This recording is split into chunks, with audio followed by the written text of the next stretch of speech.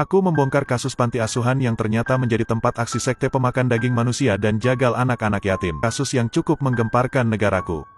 Hari itu aku membongkar sebuah rumah beton yang tak berpenghuni yang dulunya bekas panti asuhan bernama Yayasan Surga Ibu. Pemiliknya seorang wanita setengah baya berumur 45 tahun yang entah di mana keberadaannya. Di lokasi, kami sudah menemukan beberapa rangka tulang pada sebuah lubang yang dibongkar dan setelah disusun, menjadi seperti 6 mayat manusia. Kasus ini terbongkar saat ada warga yang melapor sering melihat penganiayaan kepada anak-anak di tempat ini dan seringnya anak kecil hilang di sekitar lingkungan mereka. Dengan ditemukannya rangka tulang, aku yakin pasti masih ada yang terkubur di rumah tak berpenghuni ini. Aku pun menempelkan telinga di lantai, sambil konsentrasi mencoba mendengarkan di bawah keramik, mana yang paling hampa. Semakin tinggi ruang hampa di dalam, semakin besar kemungkinan itu kosong. Aku mengendus beberapa lantai sampai ada kawanku yang bernama Pak Syaiful berkata bisik-bisik kepada temannya bahwa aku seperti anjing, namun akurasiku selalu akurat di atas 90%. Bongkar, kataku setelah menemukan ruang hampa di bawah beberapa lantai.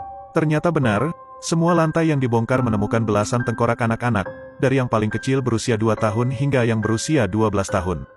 Saat pembongkaran, Pak Syaiful bertanya padaku menurutku apa yang terjadi dengan tempat ini dulunya. Ku jawab, jagal. Dia heran kenapa aku bisa tahu, jelas dari beberapa tulang yang ditemukan tidak utuh.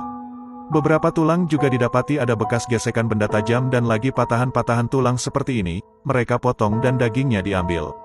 Semua tulang ini mengindikasi mereka dimutilasi dulu, dipotong bagian-bagian kecil lalu dagingnya diiris dan diambil. Hampir semua tulang belulang kondisinya seperti ini. Kemungkinan daging manusia ini dijual. Setiap lubang menandakan waktu yang berbeda. Jadi kemungkinan satu lubang diisi oleh manusia yang dibunuh dalam waktu yang bersamaan. Dari halaman belakang sampai ke halaman depan, total ditemukan 24 mayat anak-anak, 5 diantaranya masih berumur 2 tahun. Pak Syaiful heran dengan kesimpulanku, padahal hasil visum belum keluar.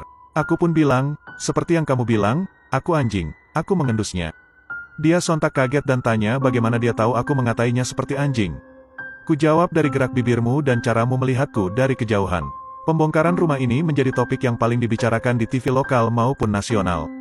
Selesai mengolah TKP, aku memakai masker dan topi serta kacamata hitam. Sebagai penyidik, pastinya sangatlah rentan berbahaya, bakal ada banyak musuhku. Meski aku masih muda, aku sering dikirim ke luar negeri untuk menyelidiki kasus-kasus rumit Interpol, bahkan media Amerika menyebutku detektif kecil dan hampir 98% kasus tersulit berhasil aku pecahkan. Banyak penjahat yang penasaran dengan mukaku namun aku selalu menyembunyikan identitasku di depan media.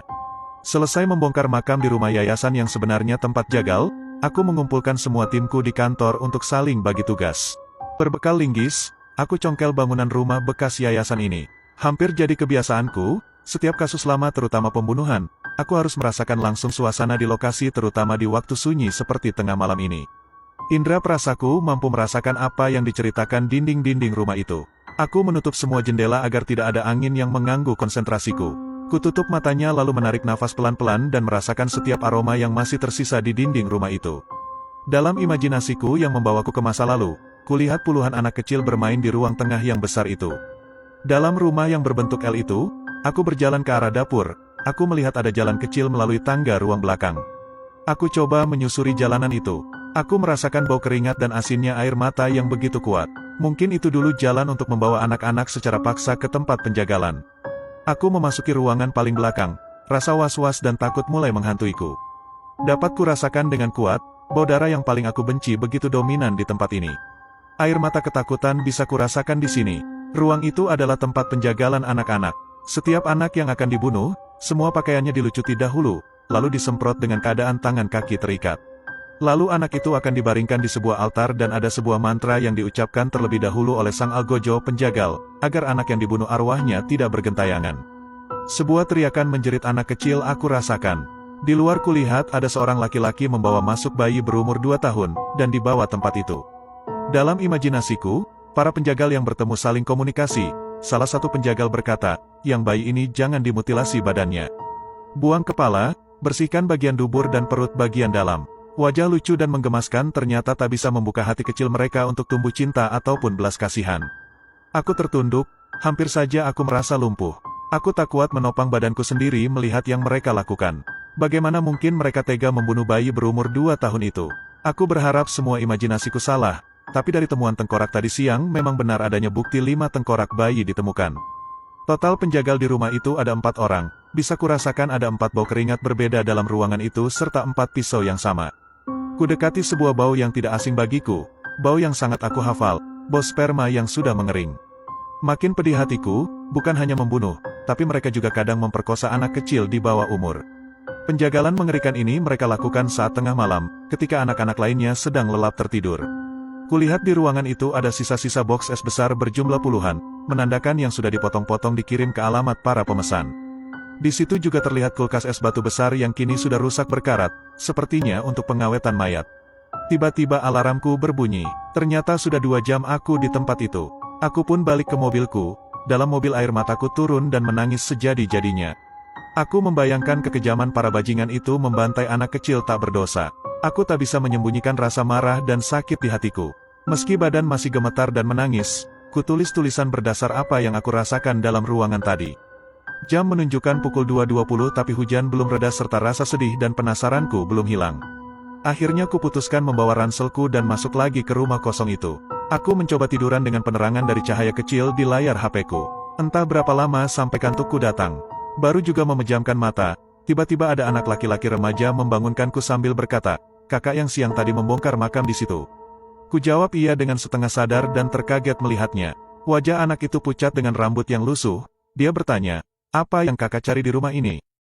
Wajah pucat itu tiba-tiba mengulurkan tangan, seperti mau mengajakku berkenalan. Aku yang masih setengah sadar dari tertidur, menyambutnya dengan salam. Tangannya begitu dingin dan wajahnya tampak basah sepertinya air hujan di luar sempat membasahinya. Aku pun bertanya sambil melihat jam tanganku, "Apa yang kamu lakukan di tengah malam buta seperti ini?" Anak itu tiba-tiba tersenyum lalu menarik wajahku hingga mendekatkan ke mukanya dengan giginya yang runcing serta bau mulutnya mengeluarkan aroma bangkai. Wajahnya tiba-tiba mengeluarkan darah segar sambil seperti mengerang kesakitan. Terlihat berbagai hal yang menjijikan seperti cacing keluar dari mulut anak itu. Aku mencoba melepaskan diri dari genggaman kuat anak itu yang perlahan berubah jadi makhluk mengerikan. Ku ambil bongkahan batu bata di sampingku dan kupukulkan berkali-kali pada makhluk itu. Dia seperti mencoba menelanku, aku mencoba bangkit sekuat tenaga, hingga aku tersadar ternyata aku baru saja bermimpi. Aku langsung mengusap wajah berkali-kali dan lari menuju mobilku untuk pergi meninggalkan rumah kosong itu. Selama perjalanan di dalam mobil aku tak berhenti-hentinya berdoa, lalu ku ambil HP-ku dan menghubungi Rani. Aku menyuruh Rani agar tim kumpul malam ini juga di kantor meski masih jam 3 dini hari. Sampai di kantor, anak buahku sudah berkumpul semua meski masih ada yang mengantuk. Aku mengeluarkan 3 amplop tugas dari dalam tasku dengan wajah masih pucat. Kagetku belum juga hilang setelah melihat wajah menyeramkan anak dalam mimpiku tadi. Aku bilang pada anak buahku meski tidak ada tenggat waktu, tapi karena kasus ini disorot banyak media, kita harus segera menyelesaikannya. Aku sodorkan amplop pertama pada Rani dan Fitri. Kusuruh mereka mencari informasi sedetail-detailnya mengenai rumah yayasan itu dari yang pertama membangun hingga pemilik terakhirnya. Amplop kedua kuberikan pada Farhan dan Abbas. Kusuruh 2 pria itu untuk mencari informasi detail mengenai kebiasaan para penghuni yayasan melalui tetangga-tetangganya dan gunakan mediasi santai, jangan sampai masyarakat jadi ketakutan jadi saksi. Tanyakan juga apa saja yang biasa dibeli karyawan-karyawannya dulu, syukur-syukur bisa mendapat nama asli pegawainya. Amplop ketiga kuberikan pada Safa dan Marwa. Kusuruh mereka cari benda apa saja yang bisa dijadikan bahan untuk investigasi kita, bahkan itu sobekan kertas sekalipun, jika memang perlu, ambil. Dan kuperingatkan pada mereka, entah siapapun itu, ambil informasi dari yang masuk akal maupun yang tidak masuk akal. Kukatakan pada mereka besok kita bekerja di lapangan langsung seharian full, dan pastikan jam 7 malam, aku sudah mendapat semua laporan kalian, dan jangan membuka laporan kepada siapapun, yang melanggar akan diberi surat pemecatan langsung. Setelah pembongkaran di rumah yayanan itu dan aku melakukan konferensi pers mengatakan bahwa ada kejahatan dari sekelompok orang penganut kanibalisme, yang sampai detik ini disebut sekte pemakan daging manusia. Dari pengalamanku bekerja dengan Interpol, aku pernah mencium keberadaan organisasi ini di Kalkuta, India, pola sama, mengincar anak-anak kecil.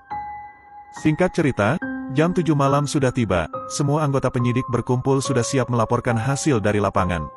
Wajah lelah dari 6 anggotaku terlihat dominan di ruangan, karena pasti kelelahan dan kurang tidur bisa mereka rasakan setelah disuruh kerja kilat. Safa dan Marwa membuka temuan berupa kalung liontin imitasi dan baju yang ditemukan dalam parit pembuangan, serta liontin tersebut terdapat tulisan Nadira Wanda. Abbas kemudian mengatakan temuannya bahwa penduduk sekitar mengatakan tidak ada yang aneh. Anak-anak yayasan biasa main dengan bersama tetangga, Hanya saja 1 tahun terakhir sebelum yayasan tutup beberapa anak sudah tidak terlihat lagi, katanya sudah menemukan orang tua asuh. Lalu Rani dan Fitri kutunjuk untuk melaporkan temuannya, katanya rumah itu asalnya dibangun oleh ekspatriat berkewarganegaraan Jerman bernama Rudolf, dibangun sebagai yayasan untuk orang-orang cacat khususnya di kota ini. Lalu yayasan dibeli oleh keluarga konglomerat Tanli sebagai dedikasi untuk saudara tirinya yang cacat. Kepemilikan di atas namakan Fandi Tanli, semua biaya ditanggung penuh oleh keluarga Tanli di bawah perusahaan mereka. Setelah Fandi Tanli meninggal, yayasan bersama rumah dan tanahnya dihibahkan kepada Wilhelmine, seorang wanita Indo-Belanda dan berganti nama jadi Yayasan Surga Ibu. Beroperasi semalam 3 tahun lalu tiba-tiba saja tutup. Kutanya kapan terakhir dinas sosial sidak ke yayasan itu, kata Rani kurang lebih 2 minggu sebelum bangunan itu kosong. Kulihat gambar-gambar foto temuan mereka, ada simbol yang tak asing, simbol segitiga dengan bulatan tengah dan huruf G di tengahnya. Ini simbol yang sering dipakai oleh penganut satanisme pikirku. Lalu kutanya lagi pada Rani dan Fitri, apa ada alasan mereka mengosongkan rumah itu secara tiba-tiba? Kata Rani informasi itu bisa kutanya pada Farhan. Aku arahkan pandangan pada Farhan. Farhan terlihat tertidur dengan nyenyaknya dalam ruang rapat dengan mulut menganga. Semua yang di ruangan tertawa. Farhan. Abbas mencoba membangunkannya tapi seperti sangat tertidur lelap. Abbas mulai bingung, Farhan seperti mematung, lalu inisiatif meletakkan jari telunjuknya ke hidung Farhan. Nyaris tak ada nafas sedikit pun. Abbas memberi isyarat kepada semua bahwa Farhan sudah tidak bernafas. Aku langsung loncat menghampiri Farhan. Jantungku berdegup kaget, dan yang benar saja, sialnya setelah kucek denyut nadinya Farhan memang tak ada lagi. Dan sambil mengusap wajahku, kuucapkan, Farhan meninggal. Sontak ada yang menjerit tak percaya atas kematian Farhan. Beberapa hari setelah kematian Farhan, hasil visum Farhan dikeluarkan, dinyatakan Farhan meninggal akibat diracun.